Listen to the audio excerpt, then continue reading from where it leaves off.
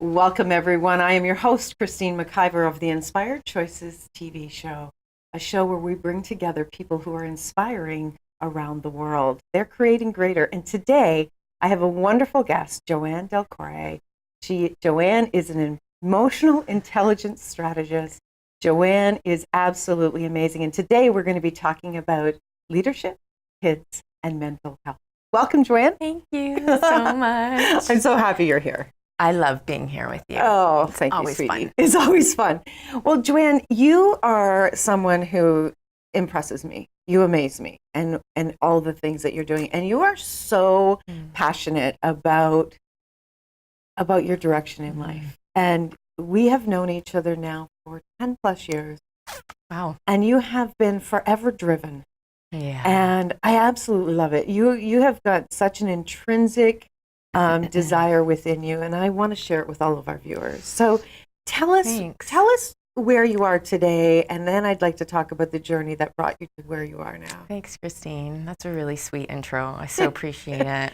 I feel so seen by you. It's really beautiful. And I think that really ties into what a lot of the things that we're going to talk about today, but the sort of the being seen and the understood component to leadership, children, and mental health. But to answer your question, so I'm just recently finished up with my master's. I finished about a month ago. Hallelujah. It's been a long road, but I'm officially a clinician working with children. So I do therapy with kids, and I've expanded that realm of my work.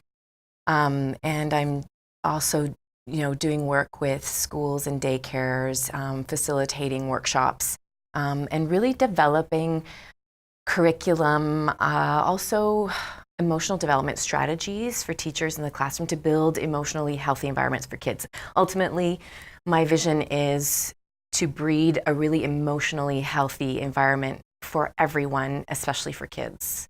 That's so, wonderful. Yeah. That is so wonderful. Congratulations on your most recent accomplishment. Thanks. You have been on this journey for many, many years. As I said, you and I have known each other for 10 years.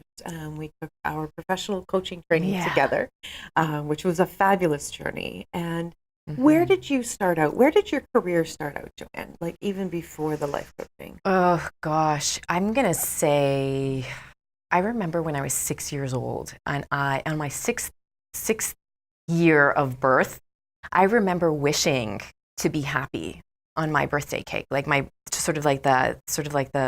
family was always around, but I remember everyone saying to me, make a wish. And I remember saying to myself, I just want to be happy and to help. And that was it. And I sort of knew that my gateway into living life was purely out of contribution for others. I just knew that. And so I sort of carved it throughout my life. There was a lot of moments in my life where I thought, oh gosh, I can't have a 9-to-5 job, but I did. Or, I've got to compromise this because everybody settles for a job with benefits and, that kind of thing. But at the deepest part of me, I've always wanted to give more, added more value to people. And so I began working with children at 14. And you did? Yeah, you didn't know that, huh? No. That's so interesting. How did you do that?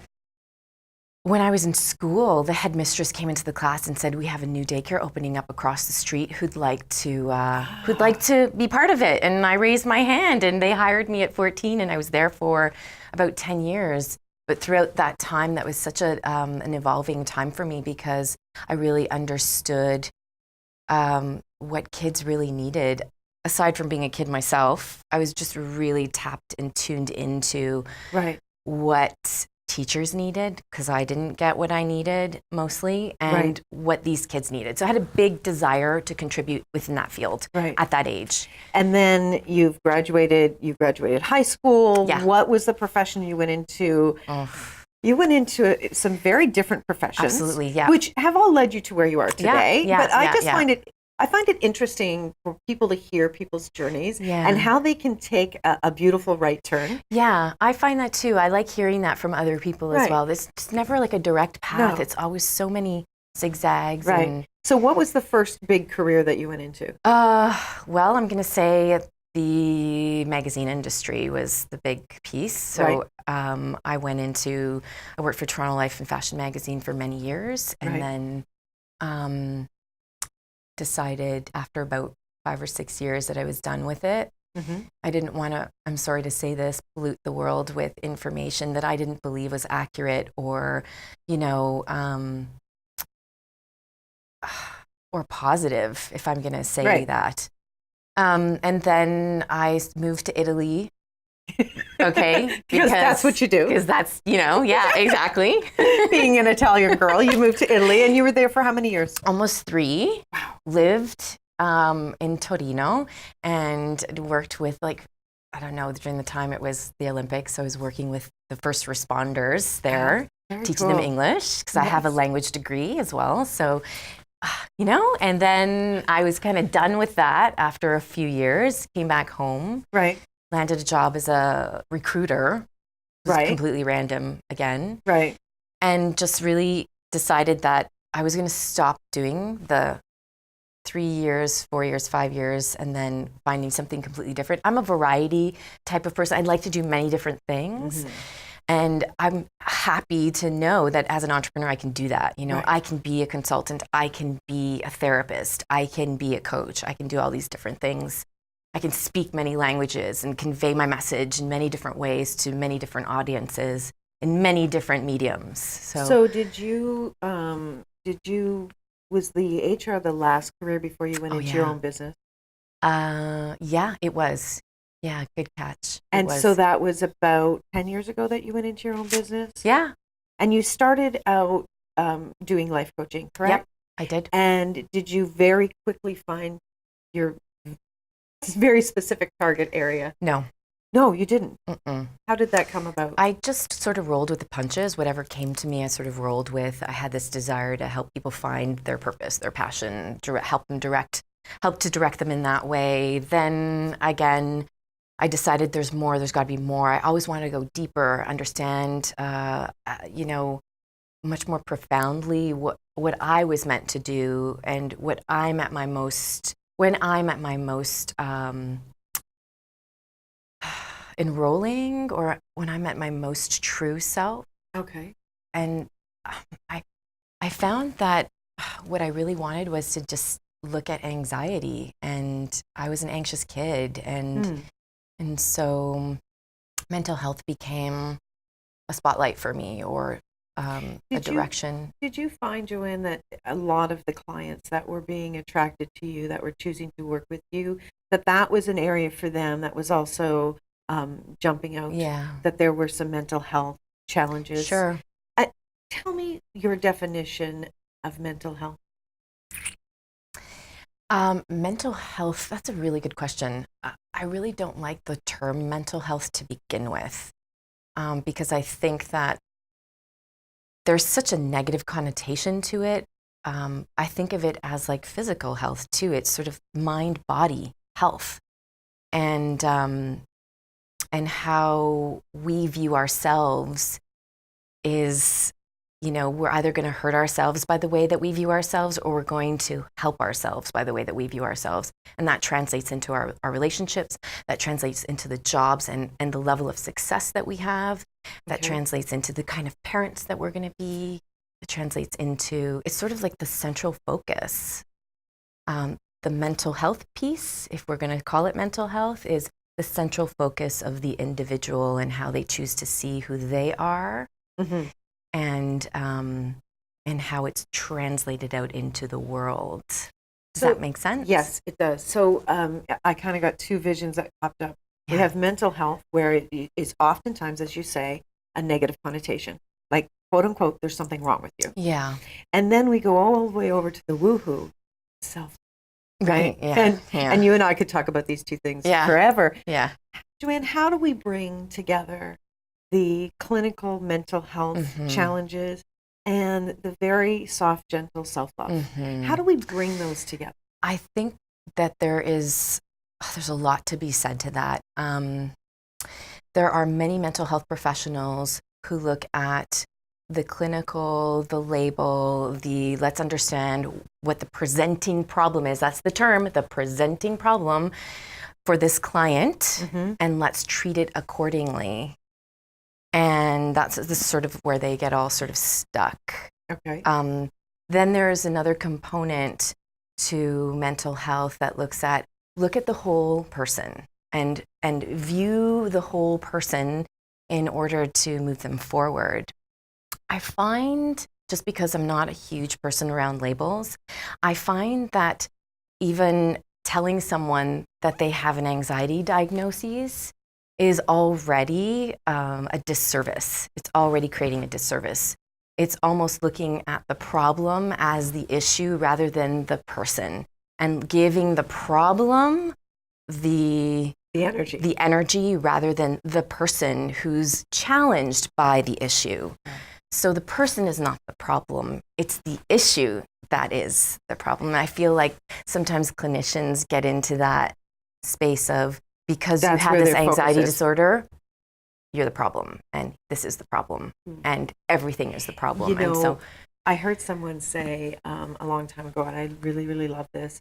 Instead of saying you have a mental health issue, you've been diagnosed with. This is what you've been diagnosed with.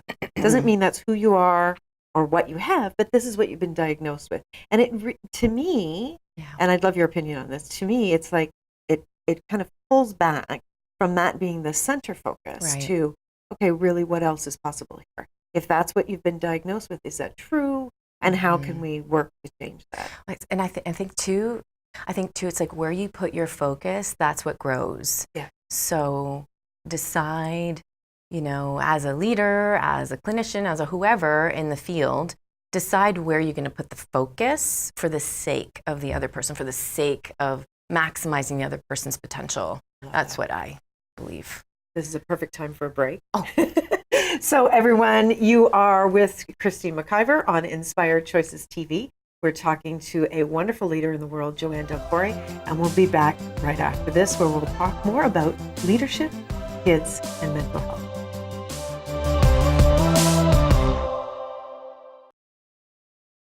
Welcome back, everyone, to Inspired Choices TV. I am Christine McIver, and today we have a wonderful, inspiring guest, Joanne Del Core. And Joanne and I are talking about leadership, kids, and mental health. So, Joanne, before the break, you were telling us about your journey and where you've gotten to. And I would love to know more about, what does leadership have to do with kids and mental health? Everything. How did I know you were going to say that? Can you break that down for us? Absolutely every single thing. Okay. I'm going to say this. I used to think that everybody in the field of childcare was a leader, but I don't believe that anymore. Okay. Straight talk with Joanne. Yes. I like it. Because I feel that leadership is, it's a skill. And it's almost like a parent. Everybody can be a parent, but not everybody should be a parent. Yes, I agree. So everyone can be a leader, but not everyone should be a leader.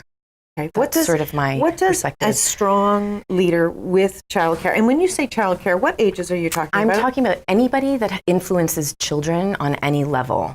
It could be a basketball coach. It could be a ECE. It could be a supervisor who supervises a daycare center. It could be a teacher, an elementary school teacher. Can the children be like into adulthood? Like, can they be in their early adult stage as well? Okay. Oh, yeah. Okay, great. Oh, yeah. So we're not talking about just young children. We're talking about anybody that is capable of influencing.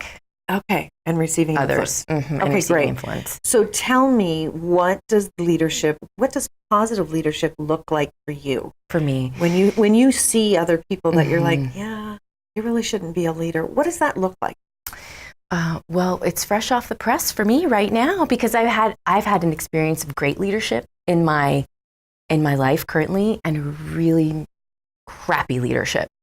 And what I'm going to say is that the ultimate ingredient for leadership is empathy. That is the ultimate. Okay. And I'm also going to say that as a leader, it's helpful when you see the children or your staff or whoever it is that you're leading work positively, but you give them the credit, because you know that what you've done as a leader is you've influenced some sort of positive outcome. And when there are problems, you take the brunt of it. Okay. So oftentimes as a leader, Yeah. people will choose to step into roles, Yeah. maybe employment, maybe in some community, area Yeah. as a leader, and they are 100% self-motivated, as in Yes. they're doing all of it for themselves. Now, Yes. I am a huge advocate of people following their dreams and their desires Yes. and choosing for themselves, big time, Yes. right? But how do we recognize when someone is being 100%, it's all about them, Mm-hmm. and there is not the component to really contribute and create greater for others around them? Like a litmus test, right? Is it? Yeah, for me it is. I know that so for me, I can tell if a leader has the intention to grow another, is that they're invested in the potential of the other, and that there is time. You need to talk, my door is open. Time is huge. Right.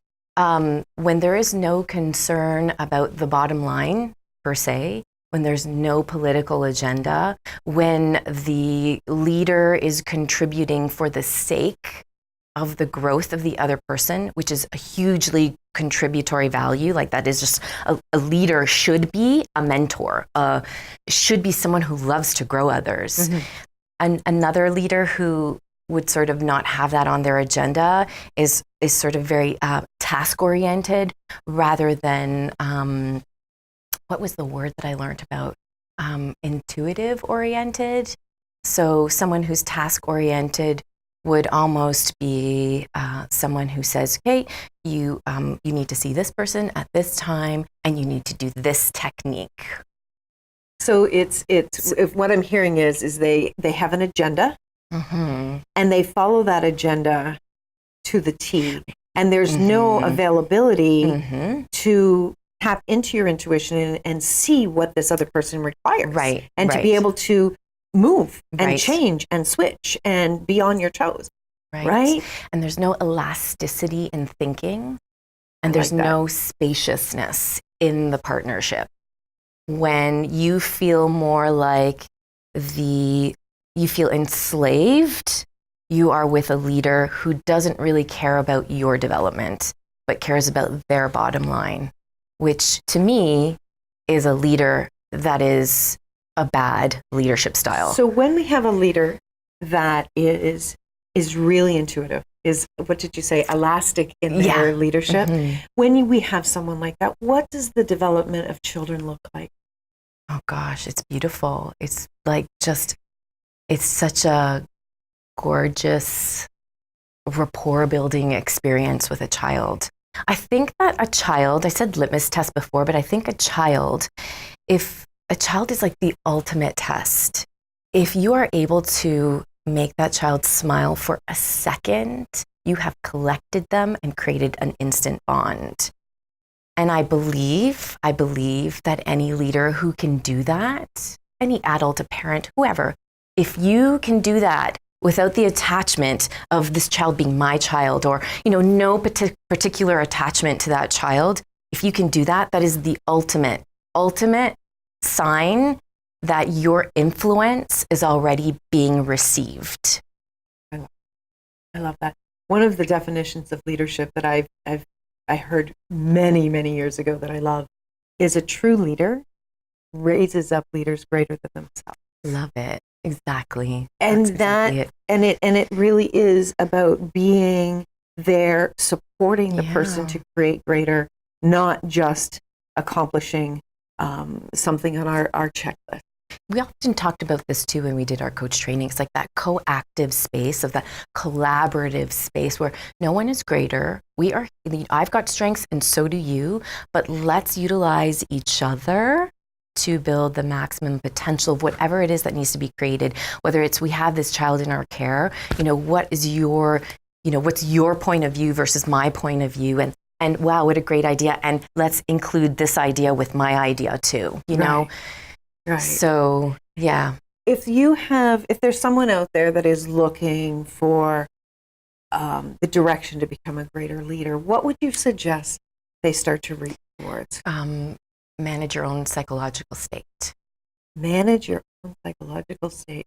Is that something that you've gone through? Absolutely. I think personal development has been my go-to since I was a kid. It's always been something in sort of the forefront of my life, reading, just learning, offering as much value as possible to anyone that you meet. And also knowing what triggers you, what doesn't trigger you, and your whole psychological state is where it all starts. That's where it all look begins. within. Yeah. Yeah. Yeah. One of the very first things that I noticed about Joanne is how present you are when you're with someone. You've always been that way. And such a gift. It's important. I think that actually speaks to how much personal development you have done yourself, that you're able to be so present. It's beautiful. Joanne, if someone wants to get in touch with you and work with you or ask you some questions, yes, how can they do that? Well, they can just pop by on my website at joannedelcore.com, and all my contact info is there. That is fantastic. Yeah. Thank you so much for being here. Thank you for doing what you're doing in the world. Thank you, too. Thank you for existing. You're a doll. Thanks. Thank you, everyone, so much for being with us today. Joanne Del Core is a fabulous, inspirational leader in the world. Do get in touch with her if this resonated with you. And if you're someone that is creating greater in the world, if you're inspiring and you have an inspiring message, please connect with me. You can email me info@inspiredchoicesnetwork.com. And I look forward to having you join us next week, where we'll have another inspired guest.